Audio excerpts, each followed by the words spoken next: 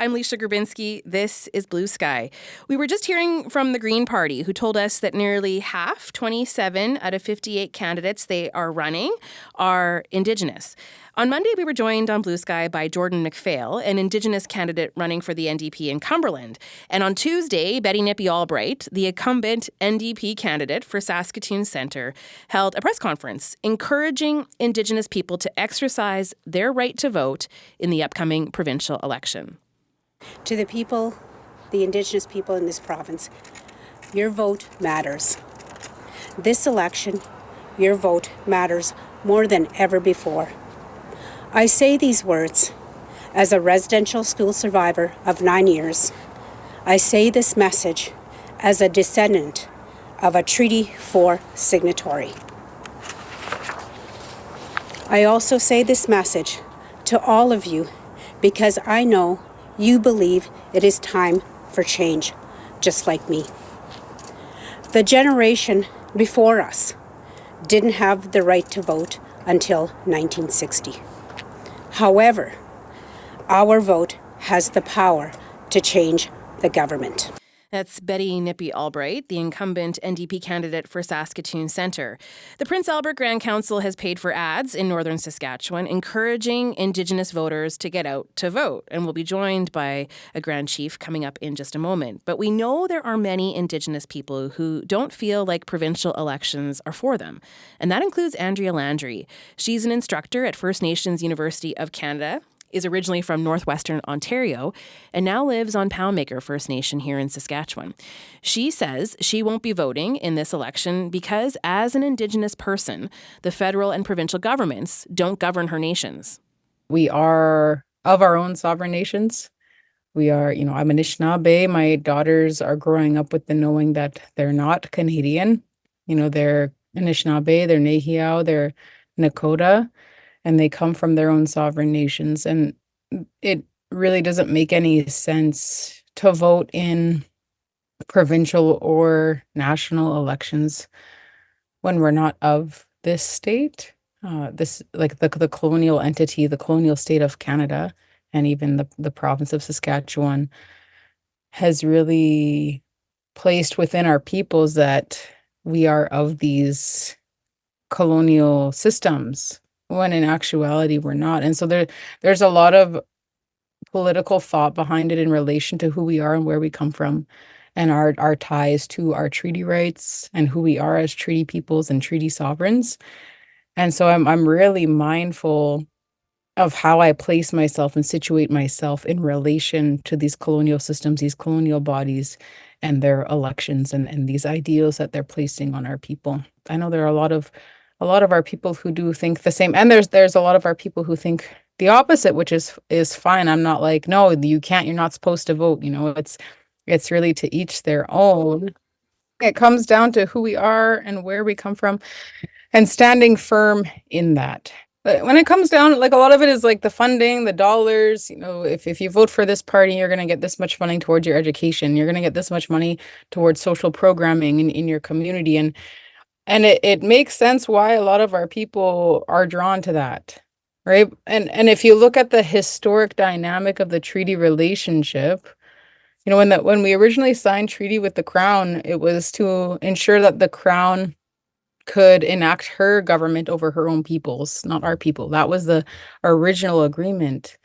And as time went on, it was overridden by the fact, or the idea that our people are included in that. And so now there's this belief that, well, we have to vote in these colonial political systems in order to receive the funding. When in actuality, if you look at the historical component of the treaty relationship, we're supposed to receive that kind of support because they are living on our lands and territories, regardless if we're a part of their governments and their political systems. But now we've been swayed to believe that the only way to receive support from the Crown or Canada now is if we follow through with their political systems. Andrea Landry is a life coach and also works at First Nations University of Canada. She lives on Poundmaker First Nation. If you are Indigenous, we want to hear from you. Are you voting in this election? Why or why not? And if you are voting, what issues are top of mind for you when you're choosing which party to support? Call 1-800-716-2221. You can also email bluesky@cbc.ca. We're now going north. Brian Hardlot is a member of the Lac La Ronge Indian Band. He's serving his second term as Grand Chief with the Prince Albert Grand Council. He was the driving force behind the Get Out to Vote campaign for the 2024 provincial election. Grand Chief Hardlot is on the line now. Welcome to the show, Grand Chief. Thanks. Can you hear me? Oh, we sure can. So good to talk to you about this. So we've heard some different opinions. People who feel strongly about voting, and Andrea Landry who doesn't want to vote. You know, so strong opinions on either side, both in why you should and why you shouldn't. Why is this such a complicated thing sometimes for First Nations people? I like to say Tansi and Lenite and Washte. For myself and the Prince Albert Grand Council, I think it's with the discussions there, you know, a lot to do with it with the whole process itself. You know, as you mentioned there, you know, as First Nations people, as Indian people, Indigenous people, we did not have the right, the democratic right to vote till that term mentioned in 1960, and you know that's not too far in history. That is and a lot of the things, I guess, that you know, what makes it hard for our people to understand and why in the past they haven't gone to the polls to vote is I guess sometimes we think that we are and we are federal responsibility as Indigenous people, but there's also those numbers that are really low when it comes to a federal election. With the Prince Albert Grand Council and discussions that we had around the table with the Chase, we feel like it's important for our people to go out and exercise their right to vote. We didn't have that right before, not too long ago, as mentioned. But there are many things, you know, that the provincial election, which government that's in place that affect us as the treaty people in the Prince Albert Grand Council and in the north, and also the central part of Saskatchewan and also the eastern part. The Prince Albert Grand Council covers 5 treaty areas, and the number one is the pre-Confederate treaties, and that's with the Wapiti and Dakota Nation, and Treaty 5 to the eastern sector, Manitoba going to the eastern part of the Saskatchewan, the Treaty 5 area, and Treaty 6 area here in the central part in the Prince Albert area. But also the adhesion to Treaty 6, and then that's signed, of course, in 1889 and Molinosa. And also Treaty 8, so that's far north, way the north, in the north, westerly, north of the province, and then going to Treaty 10, moving across to the east, Treaty 10, which is the Hadriot Lake Delineation. So we are, you know, getting the mandate and the discussion from the chiefs. I think we should, you know, because of a lot of the things that affect us from a provincial government decisions to encourage our people to go out and vote. Yeah, I have more questions for you, Grand Chief, but I want to bring a couple of other people into the conversation. So we actually have someone on the line. Regan in Pine House joins us right now. Regan, welcome to Blue Sky. Hi Thanks. there, how you doing? Hey, I'm well. So you're in Pine House right now, and I understand you're the campaign manager for the candidate in Athabasca. Do you want to tell us a bit about the work you're doing in this election? Yeah, absolutely. First of all, I want to say thanks, Chief Hardlot. I'm a member of the Lac La Ronge Indian Band as well, and but I grew up in the Métis community of Pine House, and so I give acknowledgement to you, Grand Chief, and for the hard work that you're doing as well. So yeah, first, I kind of got started in my role as president for the Athabasca NDP Association, and I worked hard during the by-election that took place here in Athabasca in 2022, which saw the Sask Party for the first time elected in northern Saskatchewan in that by-election, and I'm again working twice as hard to ensure that we have our Athabasca NDP candidate Leroy La Liberty elected to the legislature this time around, and it's part of this is just to ensure that we have a voice for Northerners in Regina, and I don't know how much folks might know about Northern statistics or Northern issues, but there's a lot that is being discussed here, especially at a moment like this during general elections, where they're kind of at center and at focus for a lot of the candidates and a lot of the people that are considering who to vote for this time around. Regan, I want to know all about the topics that you're discussing in your community, because and I know you've spent time in Saskatoon, and I can imagine how different those conversations are, right? And the issues that matter to a person in the north versus what people in Saskatoon might be talking about. So shed some light on this. Like what are the issues that matter to people in that constituency?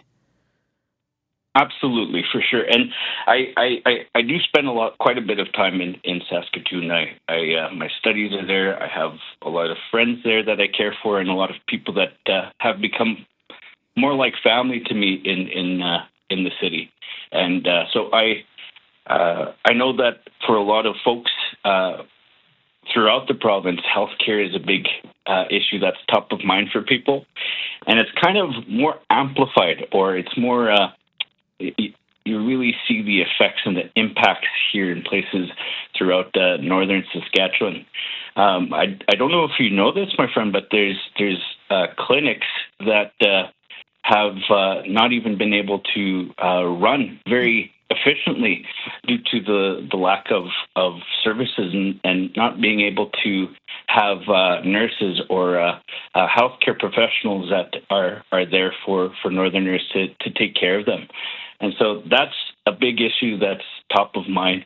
When it comes to healthcare as well, a lot of people in northern Saskatchewan have to move down south in order to go and obtain appropriate healthcare. There's folks that are, for a long time before she had passed, my auntie who was living in northern Saskatchewan had to travel down south in order to get dialysis, and so those are realities that a lot of Northerners face, where a lot of the services that they might need at this current moment are south, and so they have to travel down south in order to get those, and it causes for a lot of displacement, and a lot of the time there's a lot of folks don't have those same supports that they would in their home communities down in the south. So they a lot might often feel like they're going about those issues, going about their healthcare alone. And so I think that's from the conversations that I've been hearing and the people that I've been talking to, that's definitely a big concern for folks. And the highways that folks have to travel on, while people have to go and get these services down south, a lot of the roads in northern Saskatchewan aren't up to par. They're not as some of them are quite rough, and so for folks that have to travel for healthcare measures, having to travel on those roads while they're trying to make sure that they're able to live, that could be tough on them, tough on individuals having to go through that process.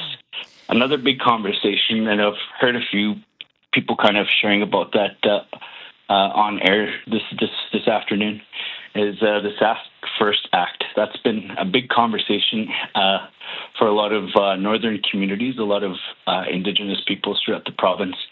Really concerned that a lot of that Bill 88 had passed without very much consultation with a lot of Indigenous nations and communities. Those are just some of the topics that I've heard top of mind. Yeah, and I just want to ask you a little bit more about that, because I will admit you're the first person on this program to bring up the Saskatchewan First Act. So just maybe I'll give you a few more seconds here to help us understand from your perspective why that's so important to be talking about. For sure. And it was kind of alluding to what Andrew was talking to just a few minutes ago, that a lot of these, a lot of things like resources, natural resources, land, water, air, that's now kind of in the control of provincial government. And that was something that was done without any consultation to First Nations or even the vice president I remember reading an article. This has been kind of a conversation that's been taking place, but there's been articles going around where even the vice president for Métis Nation Saskatchewan was saying that she didn't know who was having these consultation processes with the Saskatchewan Party, because the Métis Nation Legislative Assembly had unanimously rejected the Saskatchewan First Act. And so there's a lot of concern for issues like that, where a lot of this is kind of being decided without Indigenous people at the appropriate tables.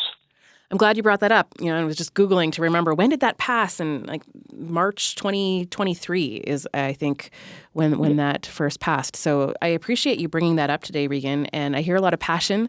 And I have a better understanding of, just like a snippet there, a slice of life from the North. And I feel like you've really helped me, just help position this election, from a Northern perspective. So thank you. I appreciate it, Regan.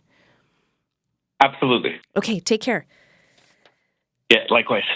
We have someone else in our studio who I'd like to introduce you to. He's been paying attention to provincial politics for a long time. Bill Stevenson is a member of Cowessess First Nation. He's also a photographer, lives with his family in Regina. He ran for the Sask Party in both 2011 and 2016, but says he no longer supports the party. He is in our Regina studio. Bill, welcome to Blue Sky. Well, thank you. It's great to be here. How are you doing? I'm well, thanks. It's nice to see you. So we've heard a few different perspectives, a few different issues. What's your take? Do you think it's important for Indigenous people to vote in provincial elections? We've got a municipal elections coming up. How important do you think it is for Indigenous people to vote?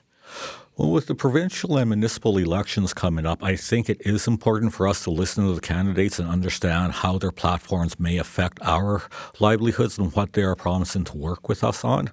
On a federal level, we don't have a relationship with the Conservatives or with the Liberals or with the NDP. We have a relationship with the Crown. And it's important to make that distinction, because no matter who is in power, they have a responsibility to understand our relationship and work with our relationship.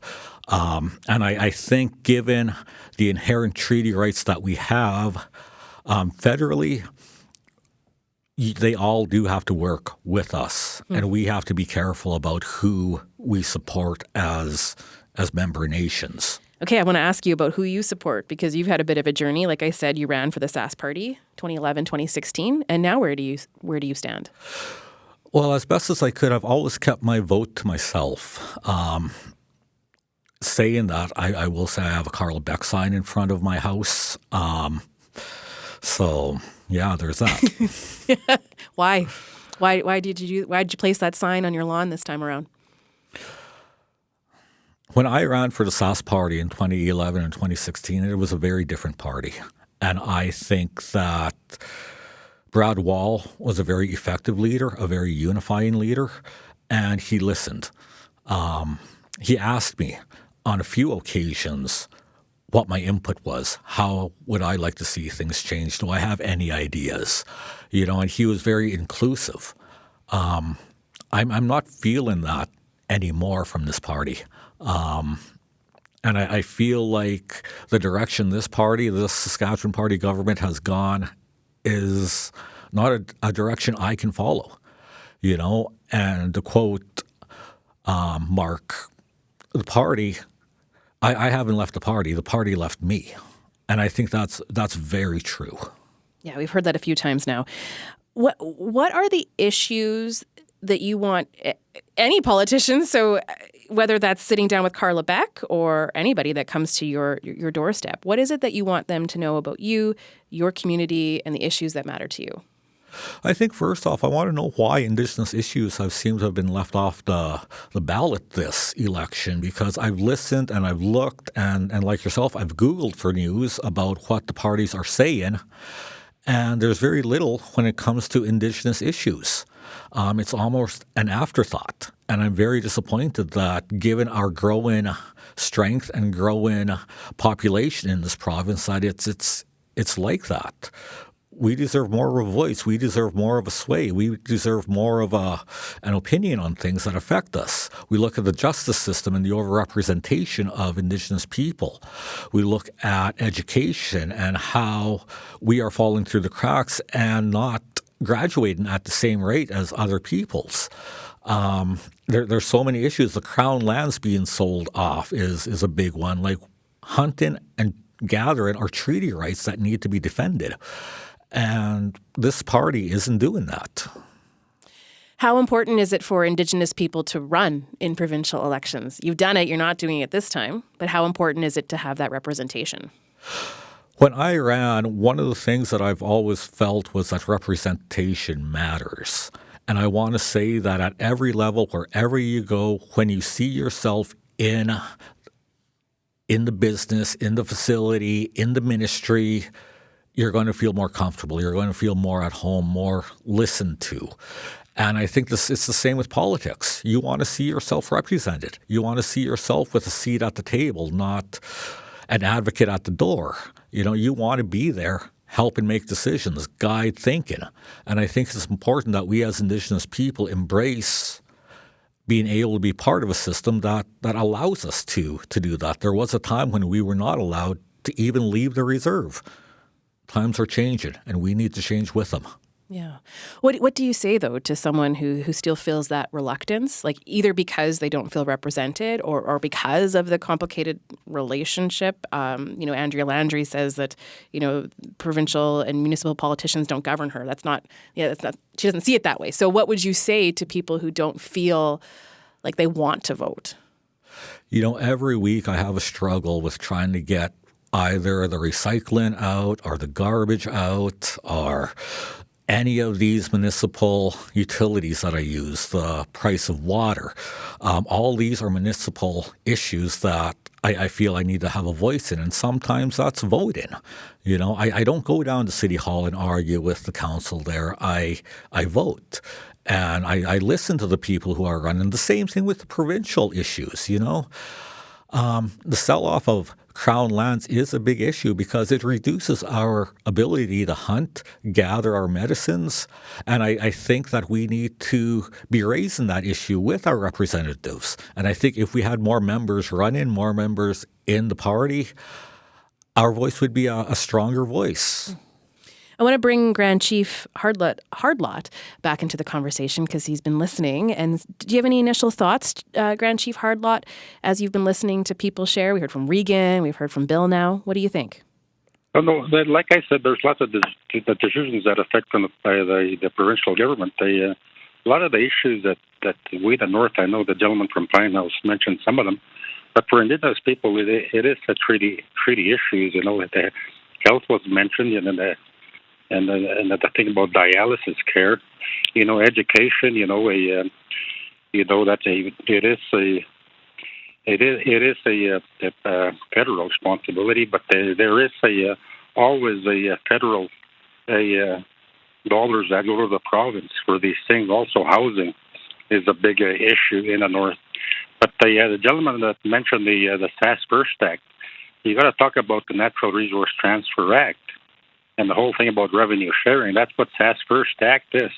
So many issues, I guess, with the many people that I spoke to in the North, and I see it myself, because we've been involved in so many evacuations over the years, and it's the fires, and how this province, and it's this province, that deals with the suppression of forest fires, and how our land continues to burn up, our medicines, our animals, our trap lines, our cabins, stuff like that. And of course, the gentleman mentioned the roads. Yeah, roads. So you used to see the shape of the roads.